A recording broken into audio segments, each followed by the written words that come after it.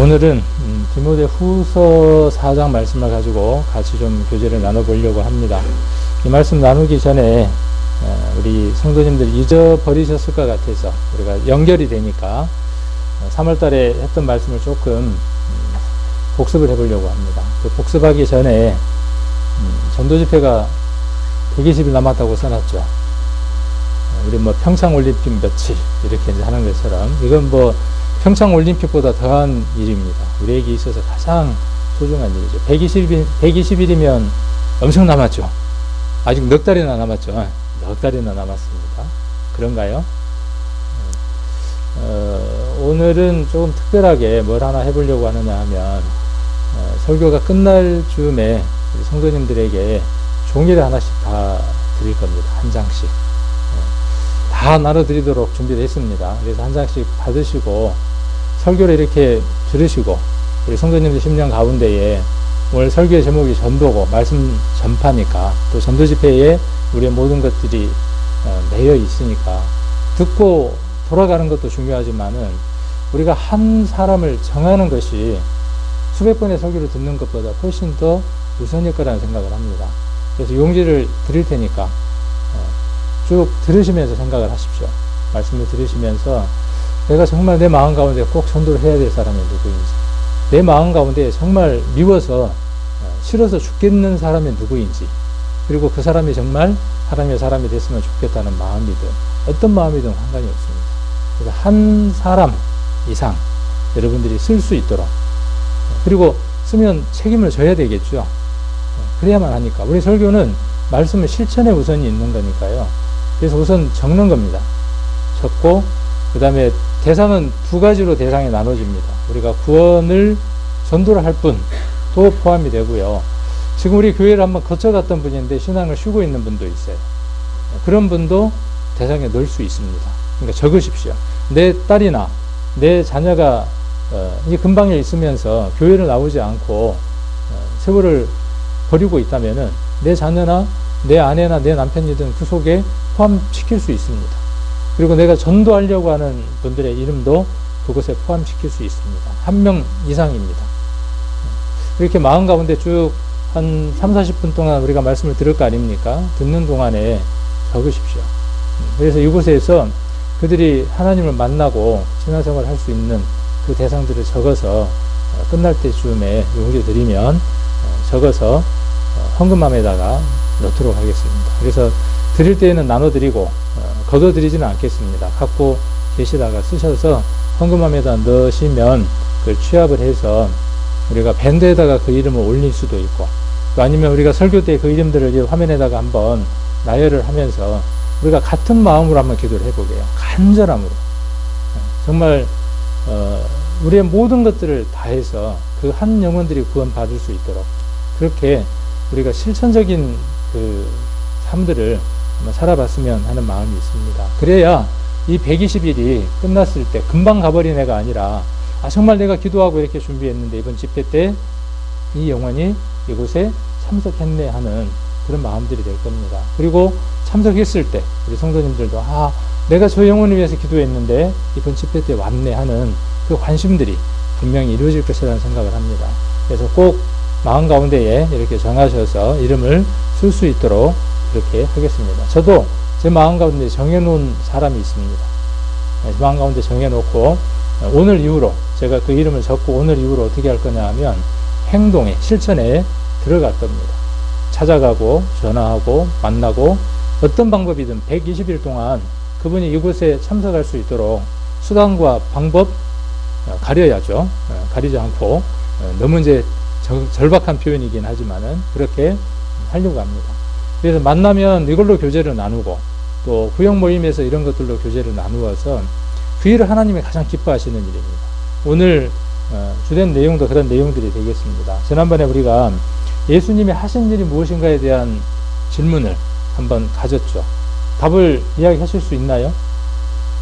예수님이 하신 일. 답. 거룩함. 딱 정답이 나왔습니다. 그 거룩함을 이루기 위해서 필요한 것이 무엇이죠? 구원이죠. 그리고 그 전체를 우리가 무엇이라고 이야기했냐면 복음이라고 이야기를 했습니다.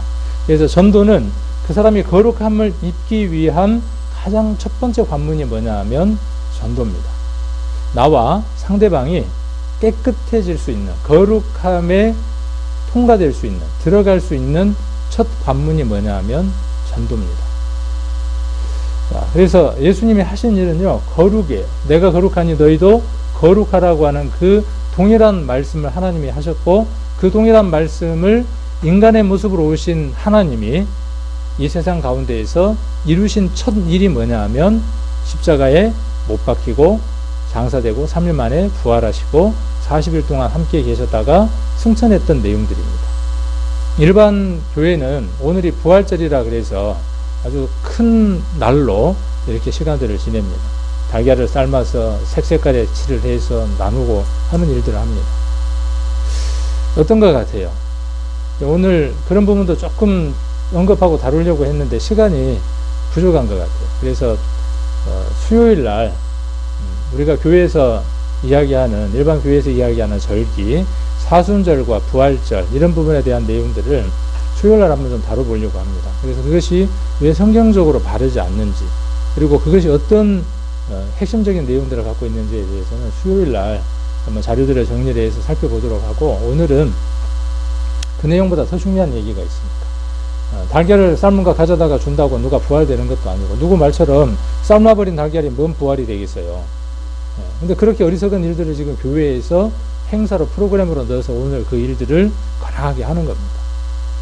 그 의미 안에 처음에는 이런저런 의미들이 다 담겨 있었겠지만 지금은 알맹이는 빠져버리고 없습니다. 진짜 우리가 지금 해야 하려고 하는 진짜가 뭐냐 하면 이 부활에 동참하게 하는 것이죠. 이 부활에 동참될 때 하나님이 거룩하신 것처럼 거룩한 자가 되고 거룩함을 입는 삶들을 살아가게 됩니다. 그래서 거룩함도 한 가지가 아니라는 말씀을 여러분들에게 드렸습니다. 그 거룩함은 첫 번째가 법적인 거룩함이 있고, 두 번째가 실질적인 거룩함이 있고, 세 번째가 교리적인 거룩함이 있다고 말씀드렸습니다. 우리가 이것을 굳이 쉬운 말로 표현을 하면 구원에는 세 가지 구원이 있다라고 이렇게 표현을 할 수 있습니다. 우리가 가장 먼저 받는 영의 구원이 있습니다. 영의 구원이 없으면 나머지는 아무런 의미가 없는 겁니다. 그 다음 생활의 구원, 두렵고 떨림으로 너희 구원을 이루라고 하는 생활의 구원, 이루라고 하는 것이니까 진행형이 되겠죠. 그리고 앞으로 이루어질 구속, 곧 몸의 구속을 기다린다고 했던 로마서에 기록됐던 내용들, 이렇게 세 가지의 구원이 우리에게 있는 것처럼 그 가운데 한 가지의 구원만 성경에 있다, 이렇게 이야기하면 저울에 들려서 이상한 교회로 취급을 받습니다. 우리는 그 세 가지를 같이 이야기하고 있고 같이 믿고 있습니다. 여기도 그 거룩함이라는 것은 첫 번째 법적인 거룩함이 있습니다. 하나님이 법적으로 어떻게 하시겠다는 거냐 하면 우리를 책망치 않고 허물지 않겠다는 것입니다. 모든 절차가 법적으로 완벽하게 값이 치러져 버린 겁니다. 죄의 값이 법적으로 법의 절차에 의해서 적법하게 더 이상 죄의 값을 묻지 않도록 법적으로 이미 처리가 끝났다. 그래서 거룩해졌다라고 하는 법적인 거룩함이 있고, 이제 그 법적인 거룩함 속에서 우리가 실제로 우리의 삶들 가운데에서 그 거룩함을 이루어 나가는, 일명 이것을 성화라고 이렇게 이야기를 하는데, 어느 교회 분들이나 또 더러는 뭐라고 이야기하느냐 하면 성경에 무슨 성화라는 말이 있냐, 또 영화라는 말이 있냐, 왜 성경에 없는 말을 이야기를 해서 우리를 혼란하게 하느냐, 성경에 성화가 없다. 그러므로 우리는 이미 완전해진 자인데 뭘 또 완전해지라고 이야기를 하느냐, 우리가 이미 구원 받아버렸는데 뭐 또 구원 받으라고 이야기를 하느냐, 이렇게 이야기하는 분들도 있지만 성경의 일부분을 3분의 1을 또는 3분의 1을 버려버리는 겁니다. 3분의 1은 구원에 관한 내용, 영의 구원에 대한 내용, 3분의 1은 혼에 관한 것, 3분의 1은 우리의 몸이 어떻게 하나님 앞에 드려져서 온전함을 이루고 살아야 되는가에 대한 내용이 3분의 1입니다. 이 전체를 통틀어서 뭐라고 이야기하느냐 하면 복음이라고 이야기를 하는 겁니다. 세상에 없는 얘기예요. 세상에서는 가르치지 않는 내용이에요. 세상에서는 공유하지 않는 내용입니다. 하나님이 특별한 사람들에게 특별하게 주신 아주 특별한 내용들입니다. 그런데 그 가운데 일부는 취하고 일부는 취하지 않는다 그러면 그것은 복음의 일부만 취하는 것입니다. 그래서 우리는 무엇이 필요하냐 하면 하나님이 거룩하신 것처럼 실질적인 그 거룩함 가운데에 살아가야 합니다. 그래서 무엇을 주셨느냐 하면 오늘 새벽기도 때 나왔던 말씀처럼 율법을 주셨고요. 그 율법의 대표적인 십계명이라고 하는 것을 주셨습니다. 율법은 지키라고 주셨을까요? 왜 주셨을까요? 단답형으로 이야기하면 율법은 지키라고 주셨습니다. 여러분 머릿속에서는 어떻게 지금 자꾸 정리가 되어 있습니까? 율법 지킬 수가 없는데? 지킬 수 없죠. 그럼 왜 지킬 수 없는 율법을 주셨나라는 생각을 하게 되죠. 율법은 누구를 가리키는 주의봉이냐 하면 예수님을 가리키는 주의봉입니다. 그 율법 안에 무엇이 들었냐 하면 예수 그리스도가 함께 들었습니다. 다르게 표현하면 그리스도 안에 율법이라고 하는 작은 부분이 있습니다. 그래서 그리스도를 만나기 위해서는 무엇을 만나야 하느냐 하면 율법이라고 하는 그 관문을 통과를 해야만 합니다. 그래야 회개가 있을 수 있고 그 회개를 통해서 누구를 만나느냐 하면 예수님을 만나기 때문에 그렇습니다. 그래서 그것을 지켜보려고 하고 그것을 내 삶 가운데 실천해 보려고 하는 사람에게 회개가 있는 겁니다. 그게 없는 사람은 회개가 없고 돌이킴이 없고 찾아야 할 이유가 없습니다. 가치관도 없고 기준도 없는 겁니다. 그러면 그리스도인에게 율법은 더 이상 필요 없습니까? 라고 묻는다면 여러분 어떻게 답하실랍니까? 예, 필요 없습니다. 예스, 이렇게 답하실랍니까? 그러면 손가락질 받습니다. 누구로부터요? 온전한 믿음을 가진 우리들이 온전한 믿음을 갖지 못한 사람들에게 손가락질을 받습니다. 왜요? 율법은 여전히 유효합니다. 그러나 율법을 통해서 의를 이룰 수 있어요? 없어요? 없어요. 그 의는 무엇을 통해서 이루는 거예요? 예수님을 통해서. 용도가 다른 겁니다. 율법은 그대로 있는 겁니다. 그대로. 율법은 폐해지는 것이 아닙니다. 그대로 있는 겁니다. 그래서 여전히 우리는 율법을 통해서 우리를 무엇을 살펴볼 수 있느냐 하면 우리 삶의 기준으로 삼을 수 있습니다. 내가 하나님 앞에 얼마나 추한 모습으로 살아가는가에 대한 기준으로 삼을 수 있습니다. 여전히 거울이에요. 그러나 그 거울보다 더 확실하고 더 빛나는 거울이 있죠. 그분이 누구예요? 예수 그리스도예요. 그런 의미에서 율법은 우리에게 크게 의미가 없다는 의미예요. 누구에게 그 기준을 삼으면? 그리스도에게 기준을 삼으면 그 그리스도에게 기준을 삼는 그것은 율법보다도 훨씬 더 높은 차원의 기준이기 때문에 그렇습니다. 그런 의미에서 율법은 의미 없다는 의미예요. 근데 율법이 필요 없다 그렇게 얘기해버리면 성경의 일부분은 또 버려지는 것이죠. 그래서 우리가 율법을 살펴보면요, 우리의 삶들을 쉽게 살펴볼 수 있습니다. 아, 내가 하나님을 거스리고 있구나 하는 것입니다. 율법의 용도는 어디에 있습니까? 내가 하나님을 거스리는 자구나 하는 것을 알게 하는 겁니다. 그러면 누구에게로 돌아가라는 거예요? 나는 거스릴 수밖에 없는 자니까 이 거스림을 이길 수 있기 위해서는 능력 주시는 하나님에게로, 예수님에게로 가야 한다는 것을 알게 하는 기능이 여전히 우리에게도 있는 겁니다. 여전히. 필요 없다 그래버리면 성경의 일부분이 빠지는 거죠. 그래서 그 실질적인 거룩함을 이루는데 율법의 역할은 여전히 유효합니다. 구약도 여전히 유효하고요. 그러면 구약으로 우리가 돌아가서 살아야 되느냐? 그것은 아니고. 그 다음에 교리적으로 우리가 거룩함 가운데 살아가야죠. 교회가 세상으로부터 구별되어 있어야 되고, 우리의 삶들은 세상 사람들로부터 손가락질 받을 만한 삶들을 살아서는 안 됩니다. 하나님이 이스라엘을 왜 나눠지게 하고, 왜 그들을 디아스포라라고 해서 전 세계에다 흩어졌습니까? 왜 그랬습니까? 우리는 그 대답이 아주 간단합니다. 하나님을 떠났기 때문입니다. 그들이 하나님 말씀도 버렸고 하나님의 기준도 버렸습니다. 그래서 유대교가 왜 만들어졌냐 하면은 우리가 하나님 말씀을 멀리 했기 때문에 이렇게 이방에 사로잡혀서 포로로 잡혀가서 이렇게 슬프니까, 그러니까 우리가 다시는 하나님의 율법을 버리지 말자라고 율법에 강하게 매인 것이 뭐냐면 유대교입니다. 그래서 그것이 누구보다 더 앞서버렸어요. 성령보다도 예수님보다도 앞서버린 것이죠. 그것을 우리가 질책하고 책망하고 잘못됐다고 이야기하는 것이죠. 오늘날 교회가 많은 곳들이 어떻게 되어져 있다고 이야기하느냐 하면 은혜보다도 율법을 앞세워서 행위를 강조함으로 그것으로 말미암아 하나님의 의에 도달할 수 있다고 가르침으로 율법으로는 하나님의 의를 이룰 수 없다고 가리키는 것이지 율법이 필요 없다고 가리키는 것은 아니어야 한다는 것이죠.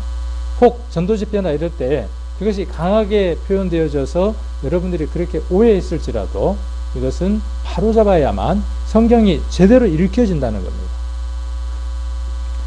그래서 지난번에 이런 말씀들을 함께 이렇게 나눴습니다. 그래서 하나님은 교회를 배로 친다면 유람선으로 배를 만드셨죠. 그렇죠?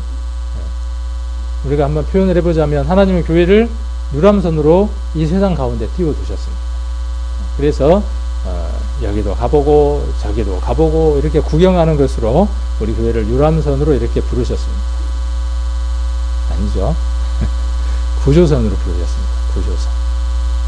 예수님이 그 구조선의 선장이 되시고 가장 먼저 모든 사람이 그 구조선에 들어올 수 있는 아주 넓은 배의 주인이 되어 주셨습니다. 그리고 우리는 그 배에 예수 그리스도로 말미암아 또 누군가의 간절함으로 말미암아 그 손냄밈으로 말미암아 그 배에 탄 한 구조원이 된 겁니다. 유람선에 승객이 된 게 아니라 그 구조선의 구조원으로서 한 일원이 됐습니다. 그래서 우리는 어떤 사명을 받았느냐 하면 그 구조선에서 또 다른 사람을 건져내야 하는 아주 큰 사명을 받았습니다. 그 사명을 여러분들은 마음 가운데에 확신하고 그 책임감 가운데 살아가십니까? 만일 그것이 없다면 여러분들은 유람선 속에 있기를 원하는 겁니다. 교회에 와서 내 필요를 채워주고 내 아픔을 치유해주고 그래서 교회 모든 교회들이 무엇에 대해서 관심을 갖느냐 하면 치유라든지 뭐 이런 힐링이라든지 이런 거에 교회가 관심을 갖는 겁니다. 교회는 그건 부수적인 겁니다. 그게 목적이 아닙니다. 교회의 첫 목적은 뭐냐면요. 건져내는 겁니다. 건져내서 생명을 얻게 하는 겁니다. 그리고 그가 또 다른 사람을 구조해낼 수 있도록 그 삶을 바꿔내는 것이 교회가 해야 될 일입니다. 고린도 후서 3장을 한번 보겠습니다.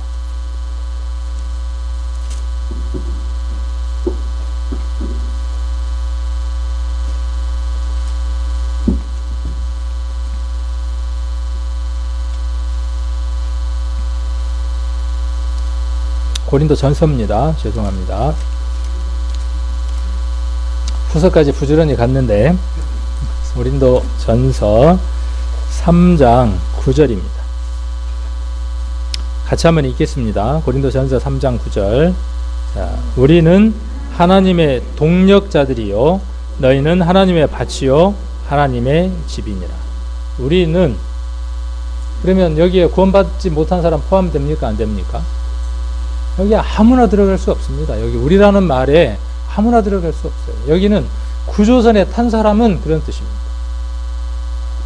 하나님의 동력자들이에요. 동력이라는 것은 말 뜻이 뭡니까? 어떤 일을 함께 한다는 뜻이죠. 일을 하려면은 뭔 일을 해야 되는지를 알아야 동력을 하든지 말든지 할 거 아니에요. 하나님이 어떤 일을 하십니까? 그래서 이거 지금 살펴봤죠. 하나님이 어떤 일을 하시는가를 우리가 살펴봤어요. 거룩함이라고 그랬어요. 하나님이 하시는 일이 거룩함이라고요. 그런데 내가 추잡스러워. 내가 더러워요. 그런데 상대방을 보고 깨끗해지라고 이야기를 해요. 사람들이 뭐라 그러겠어요? 내비둬요. 니나 잘하세요. 혹 우리의 삶들이 말씀만큼 정결하고 깨끗한 삶들을 살아가지 않는다면, 거룩한 삶들을 살아가지 않는다면 동력자로서의 삶 가운데에 가장 큰 자격이 없어지는 겁니다. 그래서 끊임없이 여러분들에게 뭔 얘기를 하고 있느냐 하면 여러분의 삶들이 변화되어야 됩니다라는 얘기를 끊임없이 하는 겁니다. 여러분들이 던지는 말, 여러분들이 행동하는 것들, 걸음걸이 하나하나가 세상 사람들에게는 관심사입니다. 직장에서 할 말 다 해요. 던지고 싶은 말 다 던져요. 그리고 욕심은 욕심대로 다 부려요. 그러다가 전도집회 한다 그러니까 뭐라 그래요? 전도집회 한다 그러니까 우리 교회 한번 와봐. 커피 사주면서. 커피는 맛있게 먹죠. 밥은. 그러면서 뭐라 그래요? 그래, 딱 한 번만 가볼게. 다행이죠. 딱 한 번만 가본다 그러면. 무엇이 없기 때문에 전도가 안 되느냐면요, 우리는 그 부분을 넘어가는 거예요. 로마 카톨릭이 아주 크게 변질이 됐습니다.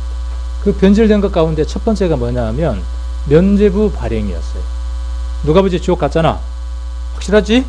왜 지옥 갔어? 안 믿었으니까 지옥 갔잖아. 교회 와서 미사 드렸고 그 다음에 저기 뭐라 그러죠? 신부하고 뭐 하면? 고해성사하면 죄가 용서됐을 텐데 그 쉬운 것을 안 하고 죽었잖아. 그러니까 지옥 밑바닥에 있거든? 라고 이야기하면서 뭐라고 이야기했어요? 자, 이거 한 장 사. 요거 한 장 사면 누가부지가 바로 어디로 옮겨져? 지옥 밑바닥에서 천국으로 옮겨져.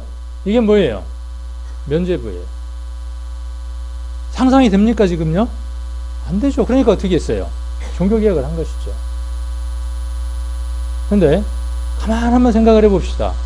여러분들은 어떤 면죄부를 발행하고 있는지, 여러분 10년 가운데 어떤 면죄부를 발행하고 살아가는지 아십니까? 나는 구원받았으니까 라는 면죄부를 발행하고 살아갑니다. 내가 어떻게 살아도 상관이 없어요. 내가 더럽게 살아도 상관이 없습니다. 내가 복음 전해도 상관이 없습니다. 내가 욕을 해도 상관이 없습니다. 내가 변화되지 않아도 아무런 상관이 없습니다. 그러면서 뭐라고 이야기합니까? 과거, 현재, 미래 모든 죄가 다 사함받았어 나는. 누가 발행하는 면죄부예요? 자기가 자기에게 발행하는 면죄부예요. 그리고 전혀 부끄러움이 없습니다. 전혀. 구원 받았으니까. 교회 안 나와도 돼. 왜? 그거하고 천국 가고 하는 거 상관없으니까. 전도 안 해도 상관없어. 내 삶이 변화되는 거 상관없어. 성경 안 읽어도 상관이 없어. 왜? 천국은 따놓은 당상이니까. 과연 그럴까요? 과연 그 믿음이 구원받은 믿음일까요? 아닙니다. 저는 아니라고 저는 단언합니다. 변화가 없는 그 믿음은요, 구원이 저는 아니라고 단언합니다. 여러분 삶에 변화가 없으면, 그 거룩함이 없으면 적어도 그 거룩함에 옮겨져 가는 데 있어서 내가 그 거룩함에 옮겨져 가지 못하는 것에 대한 미안한 마음마저도 없다면은 그것은 화인 맞아버린 것입니다. 그러면서 뭐라고 이야기하느냐 하면 구원받았다. 그러니까 뭐가 이루어지지 않느냐 하면 하나님하고 동력이 이루어질 수 없습니다. 거룩하지 않으니까 거룩한 자와 발걸음을 함께 할 수 없습니다. 늘 자신감이 없습니다. 자신감이 없어요. 자, 동력자고 바치고 하나님의 집이라 그랬어요. 여러분들이 하나님의 집입니다. 다른 데가 하나님의 집이 아니라. 여러분이 하나님의 집인데 그 집구석 안에가 먼지가 막 가득 쌓였어요. 오만 잡동사니가 다 들었어요. 세상 욕심도 들고 시기질투도 들고 온갖 추잡한 것들이 다 들었습니다. 그런데 청소할 마음은 없어요. 제가 일본에 가가지고 며칠 동안 있으면서 한 3일은 청소만 하다 왔어요. 근데 하고 나니까 개운하니 좋더라고요. 나무 집이지만. 근데 내 집이 더러운지를 몰라. 그리고 면죄부를 발행하는 거예요. 나는 구원받았으니까 이것도 다 깨끗하게 청소가 됐다는 거예요. 실질적인 거룩함이 뭔지를 모르고 살아가는 거예요. 법적인 것만 알고. 청소를 해야죠. 깨끗하게 청소를 해야죠. 그거 안 하면 지옥 갑니까? 이렇게 물어요. 그 물음이 정말 하나님의 은혜를 받은 사람의 물음인지 저는 묻고 싶어요. 이제는 그렇게 물어서는 안 됩니다. 우리 교회가. 또 그렇게 생각해서도 안 됩니다. 못 가는 겁니다. 발전도 없고 계속 머물러 있는 겁니다. 복음 전할 마음도 없고. 4장 1절 한번 봅니다. 3장 23절 그 다음에 4장 1절 2절 같이 한번 읽겠습니다. 너희는 그리스도의 것이요 그리스도는 하나님의 것이니라. 사람이 마땅히 우리를 그리스도의 일꾼이요 하나님의 비밀을 맡은 자로 여길지어다. 그리고 맡은 자들에게 구할 것은 충성이니라. 교회 집사를 뽑아놓고 집사들에게 뭐라고 이야기하냐면 충성하라고 이야기를 합니다. 목사에게 충성하라고 이야기를 합니다. 성도들이 집사나 목사나 앞에 있는 사람들이 열심히 하지 않으면 뭐라 그러냐면 시들이나 잘하지 그럽니다. 이거 그 말씀일까요? 아니에요. 그런 말씀이 전혀 아닙니다. 너희는 그랬어요. 너희는. 아까 우리는 그랬죠. 구조선에 구조된 우리는 그 말이에요. 우리는 그리스도의 것이에요. 잘 생각하십시오. 여러분이 누구 것인지. 여러분이 여러분의 것입니까? 그렇게 생각하는 사람은 아직도 온전한 구원 가운데 있지 않는 사람입니다. 그런데 여전히 여러분은 어떤 삶을 사느냐 하면 내 것의 삶을 삽니다. 여러분은 여러분의 것이 아닙니다. 값주고 사신 자의 것입니다. 그래서 돈을 벌어도 그 돈은 누구 것이냐 하면 여러분의 것이 아닙니다. 공부를 해서 많은 지식을 쌓아도 그것은 여러분의 것이 아닙니다. 누구를 위해서 쓰여져야 되느냐 하면 그리스도를 위해서 쓰여져야 됩니다. 여러분의 자녀들이 부자 되기를 원하고 여러분의 자녀들이 공부 잘하기를 원하고 모든 것들을 원합니까? 그 기준이 어디에 있습니까? 만일 우리가 그 기준이 무너졌다면요, 세상 사람과 다를 것이 없습니다. 저는 이번에 열흘 동안의 기간 동안에 그런 생각을 참 많이 해봤어요. 그렇게 무너지기 쉬운 세상들 속에서 우리가 살아가고 있구나. 중심을 안 잡으면. 자, 그래서 사람이 마땅히, 그래서 여기 사람은 누구겠어요? 여기 사람은 구원받은 사람을 비롯한 모든 사람이에요. 고린도전서 4장 1절은 사람이 마땅히 우리를 그랬어요. 그러니까 세상 사람들 우리를 볼 때 어떻게 봐야 맞다고요? 저 사람들은 그리스도의 것이고 그리스도는 하나님의 것이라 그랬으니까 저 사람들은 그리스도에 미친 사람들이야. 그리스도의 것이야. 이렇게 말하는 것이 마땅하다는 거예요. 사람이 마땅히 우리를 그리스도의 일꾼이요 그랬어요. 이 일꾼이라는 말의 원어의 뜻이 뭔지 혹시 아시나요? 그래서 우리가 뭘 공부를 할 필요가 있냐 하면 원어도 공부할 필요가 있고 그 나라의 문화를 공부할 필요도 있습니다. 그래서 지금 토요일 날 몇 분들이 성경 공부 이렇게 같이 하시거든요. 저도 많이 배우게 됩니다. 왜요? 가르쳐야 되니까, 실수가 없어야 되니까, 더 많이 알아야 되니까. 그래서 많은 도움을 받습니다. 그러면 배우면 배울수록 뭘 아냐 하면 내가 성경을 더 모르고 있고 더 알아야 되겠다는 걸 압니다. 안 배우면요, 뭘 모르는지를 몰라요. 그러니까 모르는 대로 그냥 살아가는 겁니다. 자, 여기 일꾼이라는 말은 어떤 뜻이냐면요, 이 당시에는 노예선이 있었습니다. 우리 변호라는 영화에 보면 노예선에 노예 있었던 거 아시죠? 그 배 밑에서 맨 밑바닥에서 뭘 하게 하죠? 묶어버립니다. 도망가면 안 되니까. 적군하고 이렇게 싸우거나 그럴 때 부딪혀서 보이잖아요. 변호 같은 데 보면. 그러면 도망가 버리니까, 튀니까 어떻게 해요? 발물들을 전부 다 쇠사슬로 다 묶어 놓습니다.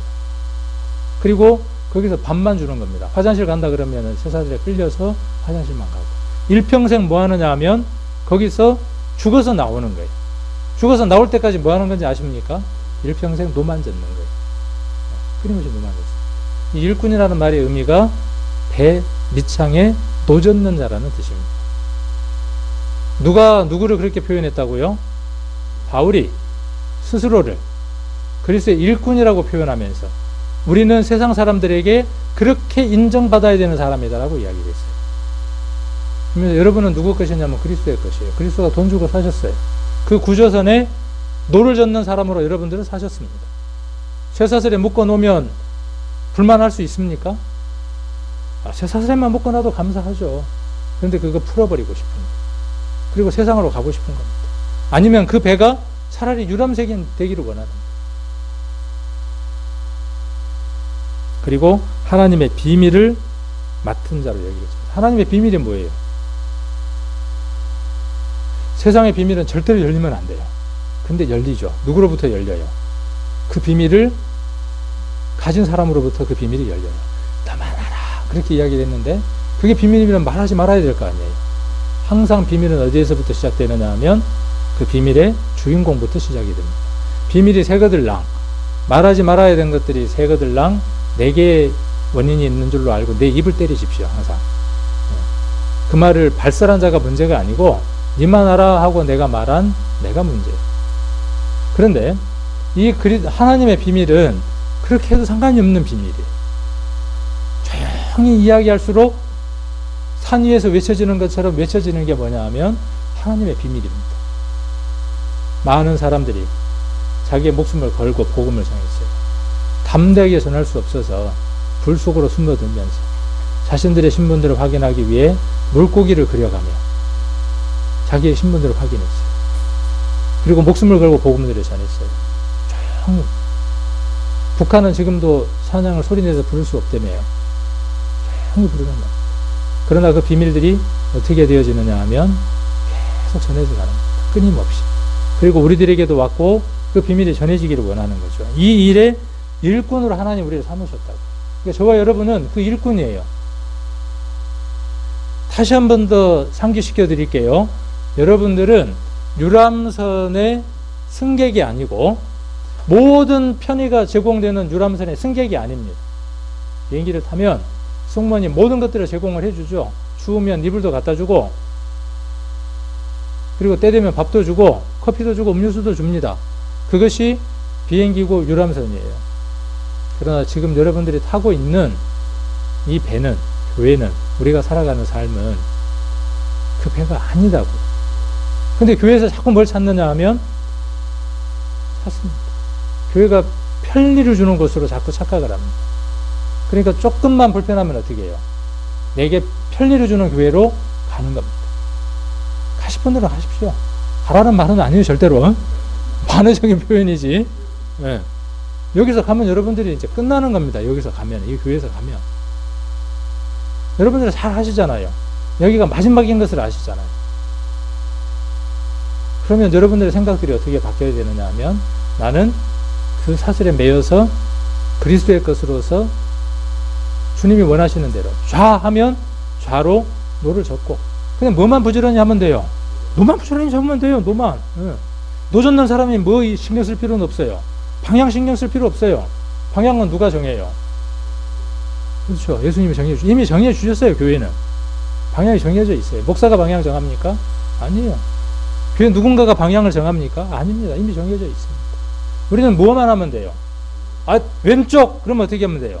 아, 부지런히 저으면 돼요, 부지런히. 그러면 방향은 누가 정해요? 키 잡는 사람이 틀어주는 거예요.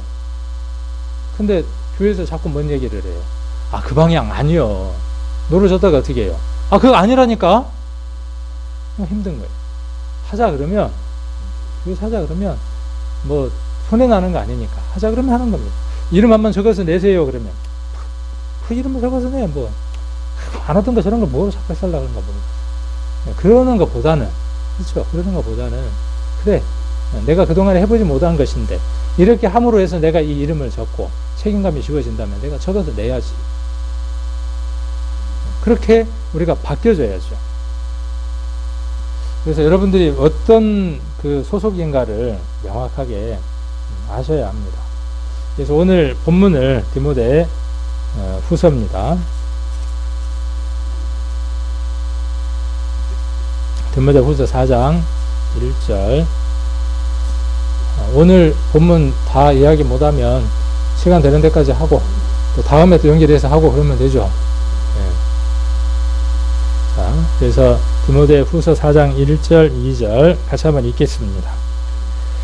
하나님 앞과 산 자와 죽은 자를 심판하실 그리스도 예수 앞에서 그의 나타나실 것과 그의 나라를 두고 엄히 명하노니 너는 말씀을 전파하라. 때를 얻든지 못 얻든지 항상 힘쓰라. 범사의 오래 참음과 가르침으로 경책하며 경계하며 권하라. 누가 누구에게 한 얘기냐 하면 바울이 사역을 했던 디모데에게 한 얘기입니다. 우리는 이 말씀을 그렇게 제안을 시킵니다. 이게 목회 서신이니까 목회를 하는 사람들이 잘 알아들어야 될 얘기야. 이렇게 제안을 합니다. 이 말씀은 우리 모두에게 주신 말씀입니다. 한 사람에게 주신 말씀이 아니라 모든 사람에게. 그래서 엄히 명령한다는 겁니다. 엄히 명령. 뭘 명령하는 거죠? 말씀을 전파하라는 거예요. 여러분들에게 무엇을 지금 명하고 있느냐 하면 말씀을 전파라고 명하는 겁니다. 7월 31일까지만 이라도 하면 좋겠습니다. 라도. 그러면 열매가 맺힐 테니까. 그런데 그걸까지도 안 해요. 그래서 이런 설교가 필요한 거죠. 그래서 엄한 명령이에요, 이거는.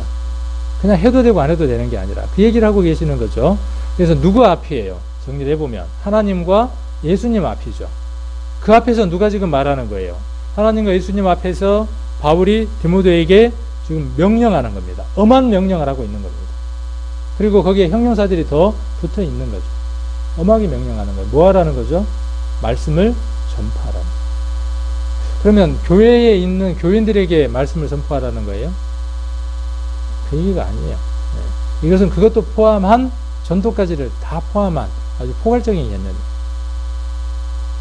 우리에게 맡겨진 일이 무엇이냐면요, 이 일입니다.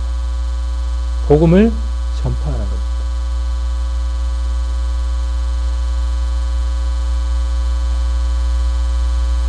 자, 이것을 이렇게 나와야 또 한 번 더 기억하겠죠. 한 번 더 생각을 하시겠죠. 그 코미디 프로에 보니까 그 PT를 할 때 번호가 계속 나오더만. 할 때마다 번호가 나오고 자꾸 나와. 그러니까 제가 좀 없애라고 그러더라. 근데 각인이 되잖아요. 그럴 때마다. 저도 번호 말고 자꾸 저걸 끼워 넣어야죠. 자꾸 이제 페이지마다 끼워 넣어야지. 앞으로 계속 끼워 넣을 겁니다. 매주. 자, 하나님과 이 성경을 그냥 원어를 그대로 한번 번역을 해보면, 제가 번역한 건 아니고 그런 책자들이 다 있어요. 원어들을 그대로 번역이 되는 책자들이 있는데 그 책자를 그대로 옮겨보면 하나님과 살아있는 자들과 죽은 자들을 곧 판단하려고 하는 그리스도 예수 앞에서, 그러니까 심판의 주체가 누구라는 걸 알 수 있어요. 응? 하나님도 물론 되지만 누가요? 그리스도라는 거죠. 그리스도가 뭐 하시는 거예요? 죽은 자와 산 자를 심판하는 거예요. 판단하는 거예요.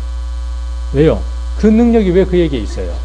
십자가에 못 박힌 그 모든 일들이 그것에 관한 기준이 되기 때문에 그렇죠. 그리고 그분의 나타나심과 그분의 나라 앞에서 내가 명령한다. 주체가 누구냐면 지금 내가 명령한다는 거예요. 그러니까 저는 여러분들에게 명령할 수 있어요. 디모데에게 그렇게 지금 말하고 있는 겁니다. 너희 교회 성도들에게, 모든 사람들에게 너는 그것을 명령하라, 그렇게 이야기하고 있는 겁니다. 저도 여러분들에게 누구의 이름으로 명하는 거냐 하면 예수 그리스도의 이름으로 이 명령을 여러분들이 하는 겁니다. 저와 여러분에게. 그래서 120일 동안이라도 우리가 어떻게 하느냐 하면 이 명령대로 행해야 한다는 것이죠. 너는 말씀을 선포하라. 너는 형편이 좋은 때. 지금 형편이 좋습니까? 그럼 하십시오. 형편이 좋으니까 해야 돼요. 자, 또 때가 맞지 않는 때에도 해야 돼요. 그때는 어떻게 해요? 여기 보니까 참 성경 말씀이 재밌게 이렇게 해놨죠. 그때는 어떻게 해요? 준비하라요.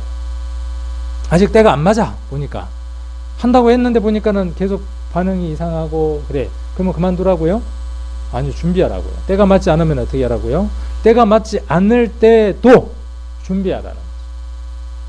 저도 많은 걸 지금 준비를 합니다. 저 나름대로 많은 것들을 하기 위해서 일본에 있는 그 처형이 그렇게 살아가지만 그가 하나님의 말씀을 깨닫게 하려고 한 발 물러서서 또 때를 준비를 합니다. 뭘 하기 위해서요? 말씀을 전파하기 위해서. 너는 드러내라. 뭘 드러낼 겁니까, 여러분들? 여러분들 돈이 많습니까? 명예가 있습니까? 아는 사람이 좀 빽이 좋은 사람이 있습니다. 우리만큼 빽 좋은 사람이 없는데, 배경이. 근데 세상적으로는 없어요. 뭘 드러낼 겁니까? 뭘 드러낼 거예요? 여러분 안에 있는 비밀, 예수 그리스도. 그분을 드러내는 거죠. 너는 꾸짖어라, 너는 격려하라. 교회 성도들이 말씀 선포 안 하면 어떻게 하라는 거예요? 꾸짖으라는 거죠. 왜 전도 안 합니까? 라고 꾸짖으라고. 맨투맨으로 하지 않습니다. 이 시간 공개적으로 여러분들에게 있습니다. 왜 복음을 전하지 않느냐고 공개적으로 말씀을 드렸습니다. 공개적으로 명령하고 꾸짖고 하는 일을 바울이 디모데에게 한 것처럼 성령이 제게 하니까 저도 여러분들에게 뭐라고 말씀하느냐 하면 그렇게 하라고 선포하는 겁니다. 저도 그렇게 해야 되는 명령 가운데에, 명령을 받아야 되는 자 가운데에 있죠. 격려해야죠. 복음 전하다 보면 아픈 것들이 참 많습니다. 그럴 때 서로 격려해야죠. 그리고 오래 참음과 가르침 가운데에서 이 일을 하라는 겁니다. 자, 복음을 왜 전해야 하느냐 하면 결론만 먼저 이야기를 하고 나머지 부분들은 다음번에 이야기를 하도록 하겠습니다. 왜 복음을 전해야 하느냐 하면 한번 여러분들 한번 생각을 해보세요. 왜 복음을 전하면서 살아야 되는지, 그리고 복음을 전하는 그 안에는 어떤 능력이 있는지를 한번 묵상을 한번 해보고 그 복음을 전하는 것이 내게 손해가 될 일인지 한번 생각을 해보는 거죠. 첫 번째는 전도는 하나님의 간절한 소원이에요. 하나님의 간절함입니다. 아버지의 소원도 들어주는데, 가까이 있는 사람의 그 소원도 소원이라 그러면 들어주는데, 우리를 구원한 하나님의 그 간절하신 소원이 뭐냐 하면 전도예요. 어디에 이 말씀이 있죠?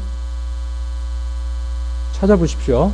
그래 다음번에 우리가 나눌 때 같은지 한번 공감을 해보면 되겠죠. 전도로 우리가 구원받았기 때문이죠. 그러니까 전하는 겁니다. 이건 쉬우니까 이것도 답을 한번 찾아봐야 되겠죠. 전도는 영과 혼의 건강을 확인해주는 기준입니다. 내가 전도를 부지런히 하고 있다면요, 나는 건강한 겁니다. 나는 지금 입이 다물어져서 복음을 전하고 있지 않다면 여러분의 영과 혼은 지금 병들어 있는 상태입니다.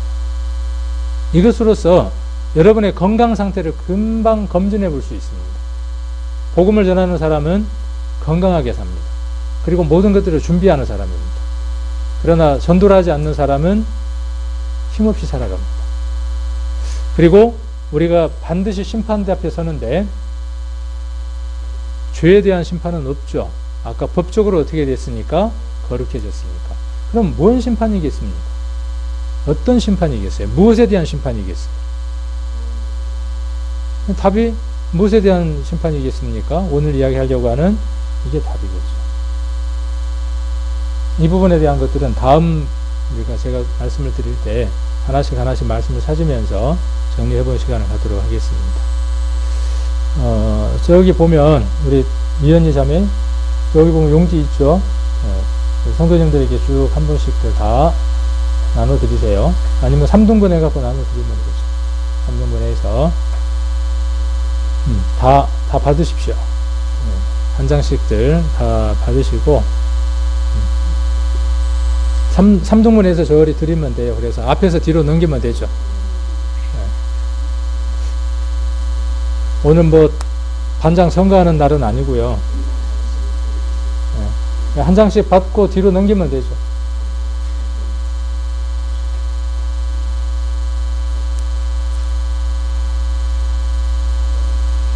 여러분 마음 안에 정말 구원받기를 원하는 마음이 있는 한 영혼을 적어 보십시오. 내가 그 사람을 생각하면 가슴이 쓰린 사람이 있으면 한번 적어 보십시오.